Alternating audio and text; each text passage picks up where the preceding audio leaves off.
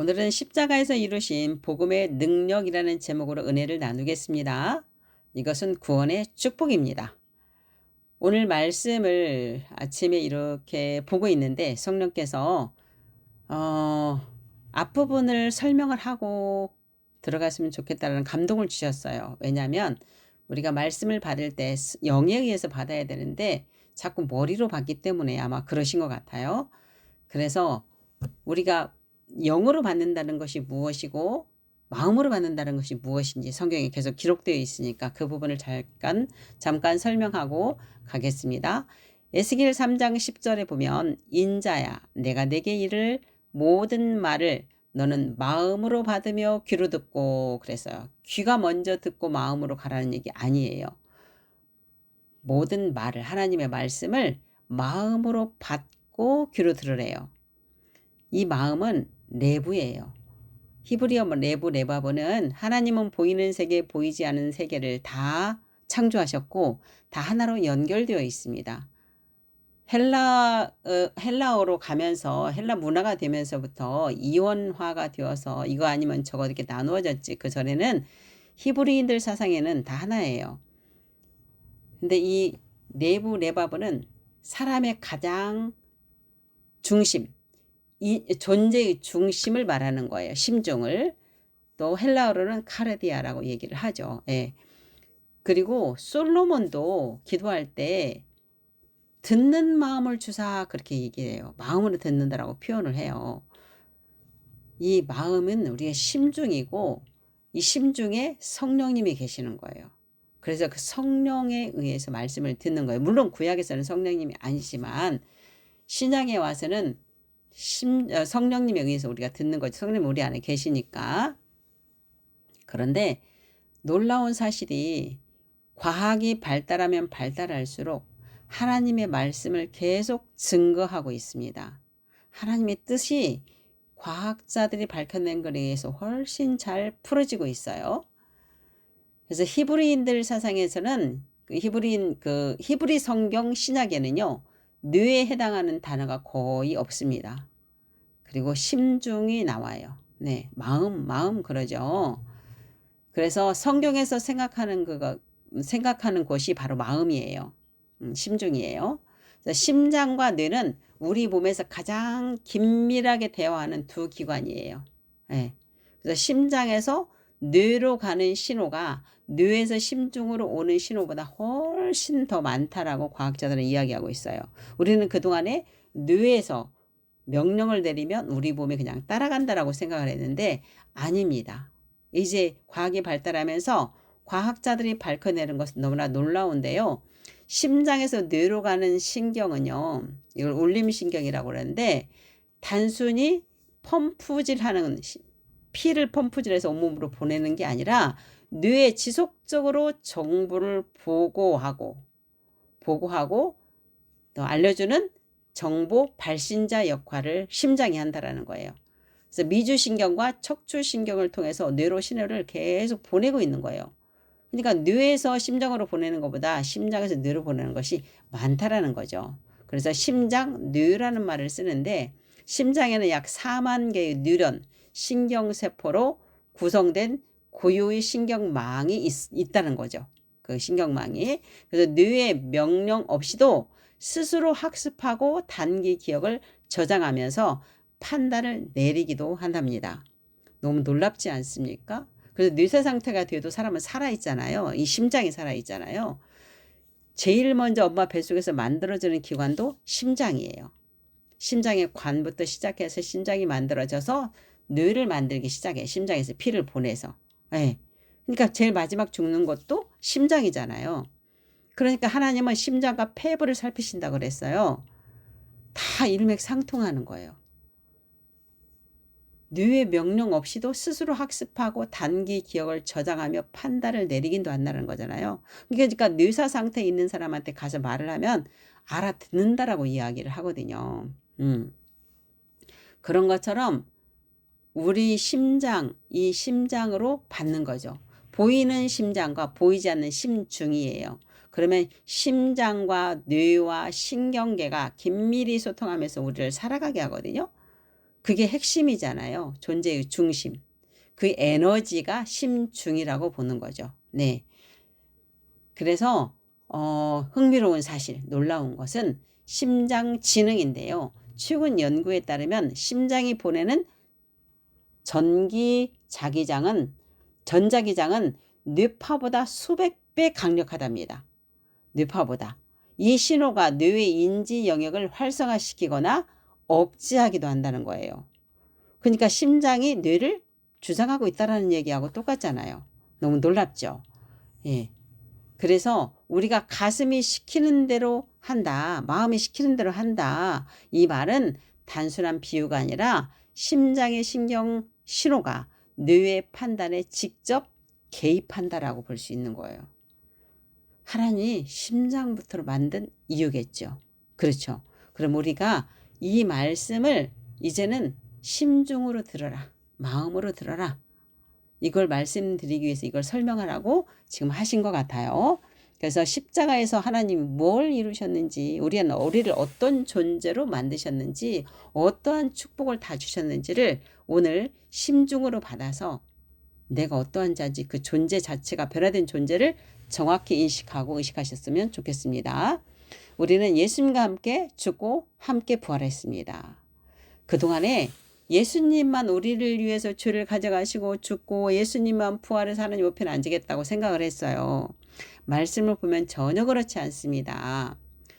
하나님이 창세기에서 하나님이 아담과 하와를 후 하고 생기를 불어서 사람을 만들어 놓고 에덴 동산에 놓았을 때는 에덴 동산에서는 죄가 없었어요. 그래서 아담과 하와는 생혼, 살아있는 혼, 숨쉬는 혼이 되어서 하나님의 생명이 함께함으로 내주하신 왕국, 하나님이 아담과 하와 안에 계시고 그리고 에덴 동산에 거주하시는 왕국, 하나님이 에덴 동산에도 거주하셨어요.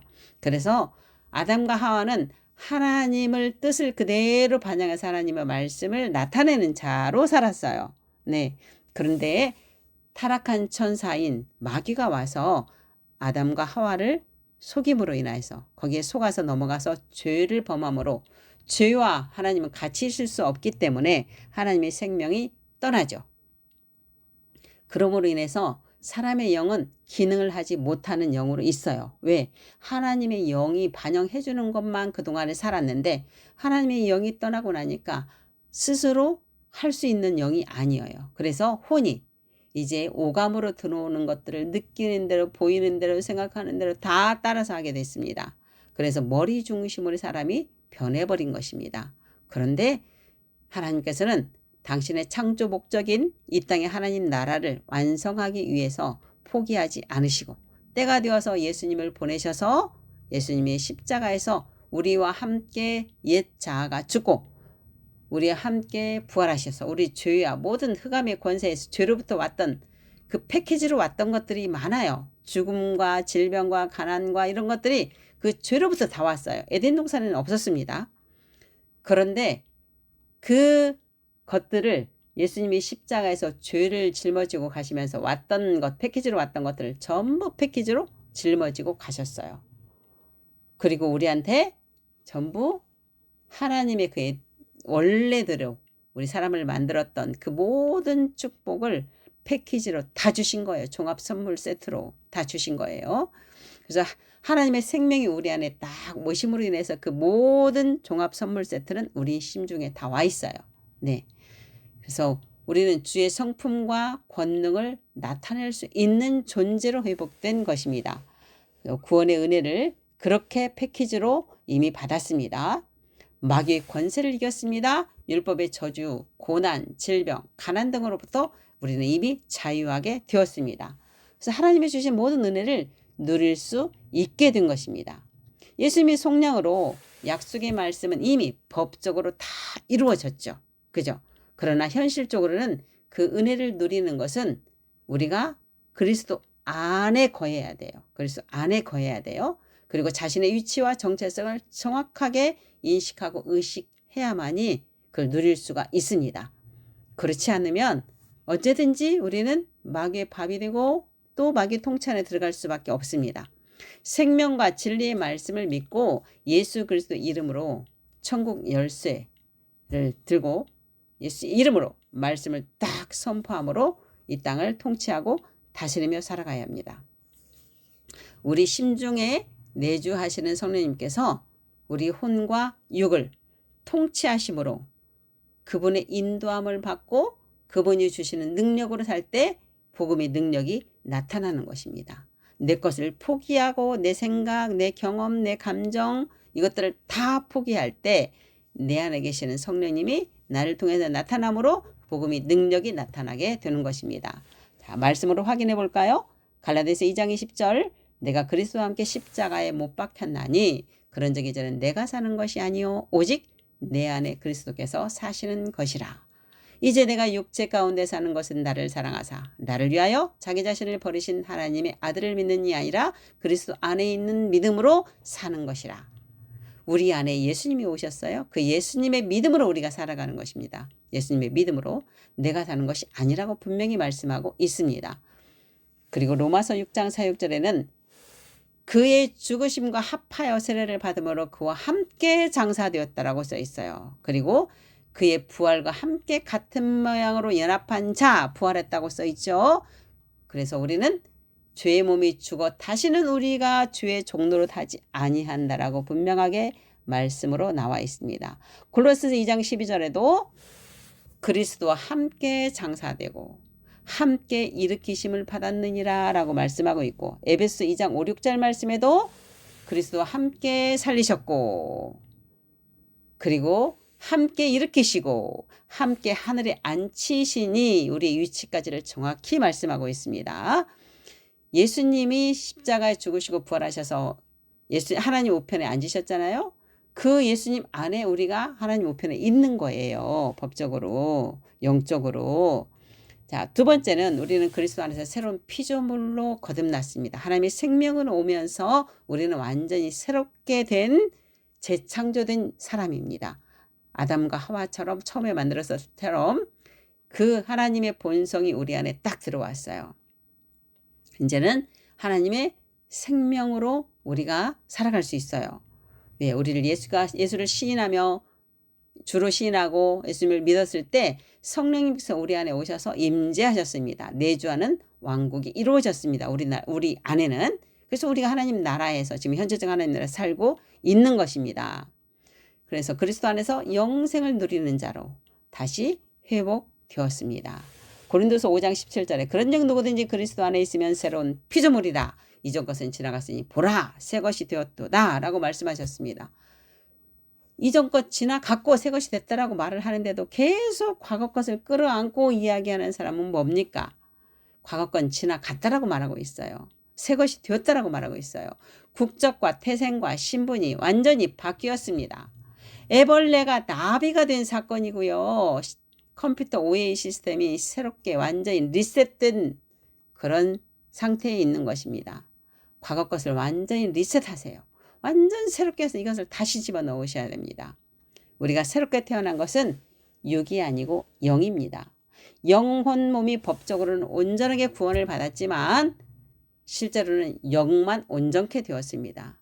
혼과 육은 매일매일 성령님의 통치를 받으면서 변화되어 가야 합니다. 우리는 말씀이 그러하면 그런 것입니다. 내 생각, 경험, 감정이 진짜가 아니고 진실도 아니고 힘도 없습니다.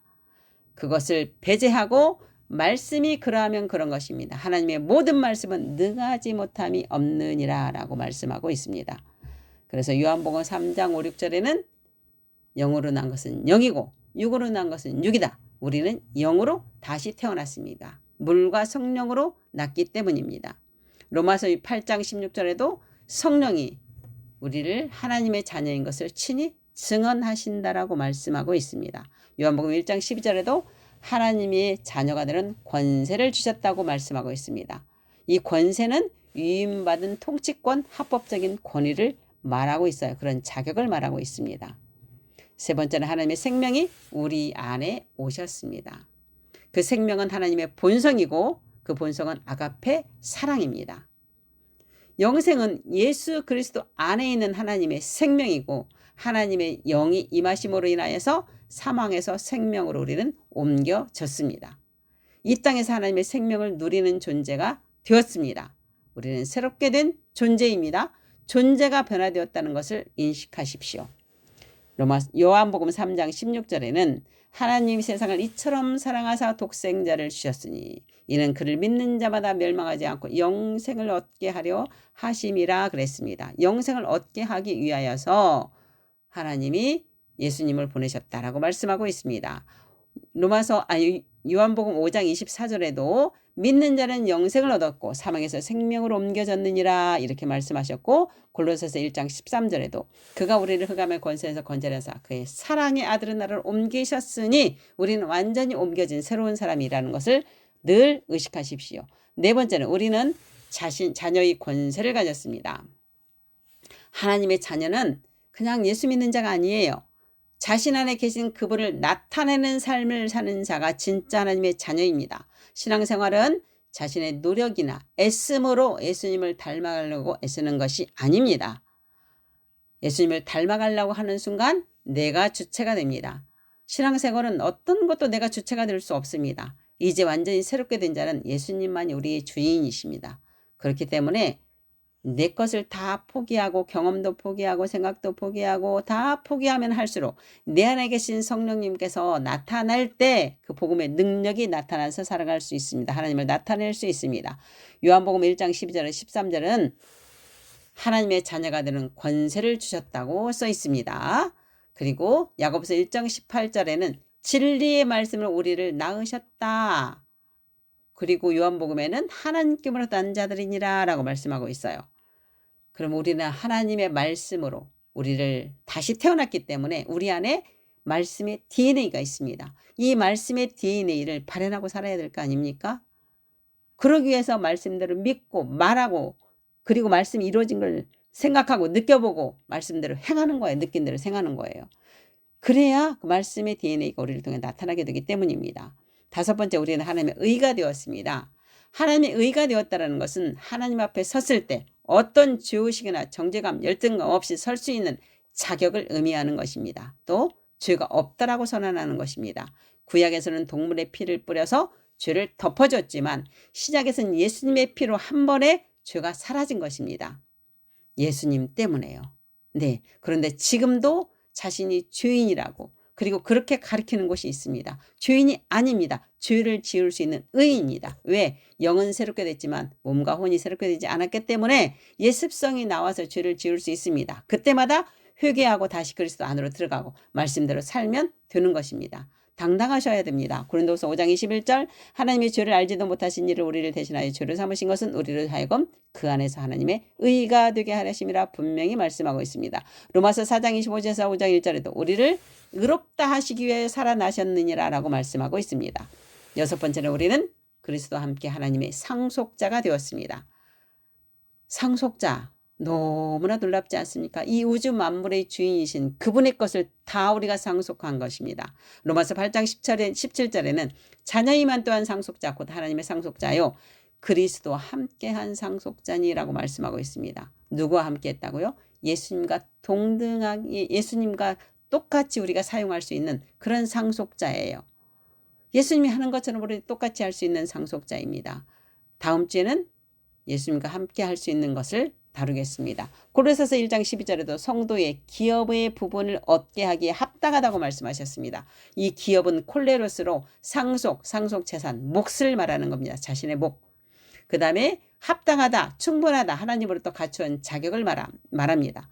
우리가 뭘 잘해서 자격을 얻었습니까? 아니에요. 그냥 예수님만 믿었을 뿐이에요. 은혜로 주신 거예요. 은혜로, 선물로. 은혜는요, 자격은 없는 자에게 주시는 것이 은혜예요. 내가 노력해서 얻는 것이 은혜가 아닙니다. 노력하지 않아도, 내가 말씀을 안 읽어도, 기도를 많이 안 해도 하나님 우리를 그냥 사랑하시는 거예요. 자녀라고 말씀하시는 거예요. 그게 은혜예요. 우리는 마귀를 이겼습니다. 일곱 번째는 히브리서 2장 14절에서 15절에는 자녀들은 혈과 육에 속하였으며 그도 또한 같은 모양으로 혈과 육을 함께 지니심은 예수님이 그렇게 오셨다라는 거예요. 죽음을 통하여 십자가의 죽음을 통하여 죽음의 세력을 잡은 자 곧 마귀를 멸하시며 그랬어요. 그리고 죽기를 무서워함으로 한평생 매어 종로를 타는 모든 자들을 놓아주려 하심이라 그랬습니다. 뭘 죽기를 육체가 죽는 걸 두려워하는 게 아니고요. 내 자아가 죽기를 생각을 멈추는 것을 두려워해요. 사람은 내 힘으로 해야 된다고 생각해요. 내 노력으로 해야 된다고 생각해요. 내 생각으로 해야 된다고 생각해요. 생각을 안 하면 죽는 줄 알아요. 계속 생각을 해요. 아니요, 생각을 안 해야 돼요. 내려놓으셔야 돼요. 그럴 때 하나님이 나를 하십니다. 이런 자들에게 자유를 주려고 하나님이 오셨다고 하잖아요. 요한일서 4장 4절에는 그들을 이기었나니, 그래서 세상보다 크신 그 하나님이 내 안에 오셔서 이미 마귀를 이겼는데 그분 안에, 이기신 그분 안에 내가 있어요. 근데 뭐가 두렵습니까? 뭐가 두렵습니까? 이미 이겼는데, 그분이 나랑 함께 계시는데. 골로새 2장 15절에도 십자가로 그들을 이기셨느니라. 누가복음 10장 19절에 모든 능력을 제할 권능을 우리한테 주셨다라고 분명히 써 있습니다. 여러분, 두려워할 게 아무것도 없습니다. 우리는 당당합니다. 8번째, 우리는 질병에서 자유하며 신성한 건강을 누리게 되었습니다. 질병은 인간이 죄로 인해서 타락함으로 오게 된 거예요. 예, 그렇죠? 에덴 동산에는 없었어요. 죄가 들어오면서 질병도 가난도 막 전쟁도 막 이런 것들 열등의식이 다 온 거예요. 이제 예수님께서 그 질병을 다 짊어지시고 가셨기 때문에 우리는 다시 회복되어서 말씀대로 그리스도 안에서 신성한 건강을 누리는 자가 법적으로 이미 이루어졌습니다. 그래서 실제로 24시간 그리스도 안에 있다면 여러분들이 아플 이유가 하나도 없습니다. 그런데 왜 아파요? 그렇게 못하기 때문에, 그리스도 안에 있지 못하기 때문에 현상에 반응하고 아프네, 힘드네, 죽겠네, 짜증나네, 이런 이야기들을 그냥 막 하고 있잖아요. 현상을 바라고 반응하고. 그것뿐입니까? 그렇게 되면 이제 이 스트레스를 받으니까 우리 몸의 균형이 바뀌어요. 말씀의 DNA로 계속 우리가 그리스도 안에 있다면은요, 우리 심장이 그 좋은 에너지, 우리가 의와 사랑과 평강과 기쁨이 있잖아요. 이 에너지는 아주 높은 에너지 레벨을 가지고 있어요. 그래서 이 심장이 그런 에너지를 딱 뇌로 보내면 뇌의 신경 가소성에 의해서 뇌의 누런 신경이 다 바뀌어요. DNA가 바뀐다라는 거예요. 하나님의 말씀의 DNA로 바뀌어서 온몸에 다시 내려오기 때문에 우리는 신성한 건강을 누릴 수밖에 없어요. 근데 지금 그렇게 못 살고 있잖아요. 그쵸? 그래서 질병이 오는 거, 스트레스를 받으니까 질병이 오는 거고, 그 다음에 또 아무거나 막 먹어요. 폭식을 해요. 그리고 운동도 안 해요. 관리도 안 해요. 이러니까 질병이 오는 거예요. 예. 이제부터는 바꾸세요. 관리도 잘 하시고 정말 하나님의 DNA로 바꾸세요. 그렇게 하시면 돼요. 말씀대로 말하고 말씀대로 생각하고 말씀대로 느끼고 말씀대로 행하면 내 DNA가 바뀝니다. 신경가소성에 의해서. 이사야서 53장 5절에는 이사야가 예수님이 오시기 800~900년 전에 이미 그가 채찍에 맞으면 우리를 나음을 받았다라고 예언을 했어요. 왜? 그가 찔림은 우리의 허물 때문이요 그가 상함은 우리의 죄악 때문이라. 그가 징계를 받음으로 우리는 평안을 누리고 그가 채찍에 맞으면 우리는 나음을 받았다라고 말씀하고 있습니다. 그 말씀이 마태복음 8장 17절에 예수님이 오셔서 우리 연약한 것을 친히 담당하시고 병을 짊어지셨도다 함을 이루려 하심이다. 이사야 말씀을 인용해서 말씀을 하셨어요. 그리고 베드로전서 2장 24절에도 그가 채찍에 맞음으로 너희를 나음을 입었다라고 나았다라고 분명히 말씀하고 있습니다. 마가복음 16장 17절 18절에도 믿는 자들에게는 이런 표적이 따르리니 목사님에만 이런 표적이 따르리니 은사가 있는 자에게만 이런 표적이 따르리니라고 안 했습니다. 믿는 자에게, 믿는 모든 사람들에게 이런 표적이 따른다고 했어요. 병든 사람에게 손을 얹은즉 나으리라 된다라고 말씀하고 있는 것입니다. 시편에도 시편 107편 20절에도 말씀을 보내서 우리를 고치시고 위험한 중에서 건지신다고 했어요. 그 말씀이 우리 안에 오셨잖아요. 그분이 고치신다니까요. 시편 103편 1절에 3절에도 나와 있고 많은 말씀들이 치유된다는 것은 많이 나와 있습니다. 성경에. 자, 9번째, 우리는 그리스도 안에서 왕같은 제사장입니다. 로마서 5장 17절에 한 사람의 범죄로 말미암아 사망이 한 사람을 통하여 왕노릇 하였은즉 아담이 범죄하니까 그 아담을 붙잡고 마귀가 통치 안에 들어가 버렸어요. 그런데 그 예수님이 오셔서 우리한테 생명을 오시면서 이제는 예수님이 하나님의 통치가 우리 안에 있기 때문에 우리가 왕노릇 한다라고 말씀하고 있고요. 베드로전서 2장 9절에는 왕같은 제사장들이라고 분명히 말씀하고 있습니다. 10번째, 우리는 그리스도 안에서 부요합니다. 우리는 가난하지 않습니다. 예수님이 짊어지고 가셨어요. 가난을. 고린도서 8장 9절. 우리 주 예수 그리스도 은혜를 너희가 알거니와 부요하신 이로서 너희를 위하여 가난하게 되심은 그의 가난함으로 말미암아 너희를 부유하게 하려심이라. 예수님이 가난을 다 짊어지고 가시고 우리를 부유하게 만드셨습니다. 갈라디아서 3장 29절에도 너희가 그리스도의 것이면, 우리가 그리스도 것 맞죠? 곧 아브라함의 자손이요 약속대로 유업을 이을 자니라. 상속자, 상속 후계자를 이을 자니까 다 받았다 그 말이에요. 그 다음에 이사야서 1장 19절에도 너희가 즐겨 순종하면 땅의 아름다운 소산을 먹을 것이요 먹을 것이 넘치게 주신다고 약속하고 있습니다. 즐겨 순종하십시오. 네, 자, 가난이 왜 올까요? 이렇게 부유하다고 분명히 말씀하셨는데, 질병은 말씀대로 하면서 치유를 경험하는 경우가 많은데요. 가난은 정말 어려워요. 왜 그럴까요? 오랫동안 심중에 가난의식이 자리 잡고 있기 때문입니다. 무엇을 할 때, 헌금을 낼 때, 또는 어떤 걸 살 때, 누가 만날 때 이 돈을 딱 계산하면 내 안에 가난의식이 있는 거예요. 가난의식이. 이거 없애야 돼요. 네, 그냥 주님이 감동되시면 하세요. 그냥 써요. 하시는 거예요. 감동 주실 때, 주님이 감동 주실 때. 그죠? 그리고 섬겨요. 네. 이것을 부유의식으로 다 바꾸는 순간 하나님이 다 공급해 주십니다. 하나님 나라는 심고 거두는 법칙에 의해서 작동되기 때문입니다. 거둘 수 있도록 하나님의 뜻에 따라서 심어야 됩니다. 네, 부유의식으로 바꾸는 순간 저도 다 해결이 된 거예요. 네, 저거 이거 체험한 것입니다. 11번째, 우리는 그리스도 안에서 신성한 성품을 지녔습니다. 베드로서 1장 3, 4절에 신성한 성품에 참여하는 자가 되게 하려 하심이라 라고 말씀을 하셨습니다. 그 신성한 성품인 예수님이 우리 안에 계시기 때문에 당연히 우리는 신성한 성품을 가진 자, 소유한 자이고 그 성품을 같이 나누어야 되는 것입니다. 네, 호세아 선지자가 내 백성이 지식이 없어서 망한다라고 말씀하셨습니다. 어떤 지식이요? 하나님이 어떤 분이시고 하나님 우리에게 어떻게 하셨는지 몰라요. 이런 좋은 축복을 우리한테 이미 다 이루어졌다는 것을 모릅니다. 이루어진 걸 알면 우리가 이렇게 살지 않겠죠. 깨지지하게 살지 않겠죠. 그죠? 우리 위치와 우리가 어떤 존재로 변화됐는지, 우리가 예수님과 연합해 하나 됐다는 걸 안다면은요, 굉장히 힘있게 살아갈 수 있습니다, 여러분. 오늘 말씀을 또 듣고 또 듣고 또 묵상하고 또 묵상하고 해보십시오. 오늘은 제가 이 챕터를 전부 파일을 단톡에다 올려드렸습니다. 이 파일을 보고 또 읽고 또 읽고 또 읽고 또 묵상하고 또 말하고 또 말하고, 여러분들 심중에 내 정체성이 완전히 풀어질 때까지.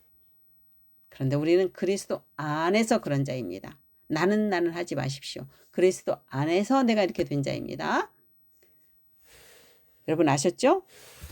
네, 우리 사랑하는 하늘의 가족 여러분, 오늘 이 말씀을 통해서 하나님의 그 복음으로 우리한테 주신 것들, 내가 어떤 존재로 변화되었고 그리고 어느 위치에 있고 내 안에 하나님의 생명인 그 사랑의 본성이 어떤 분이시고, 이것을 계속 묵상하시고 그 축복을 다 누리며 하나님을 나타내는 여러분이 되기를 축복합니다. 아멘.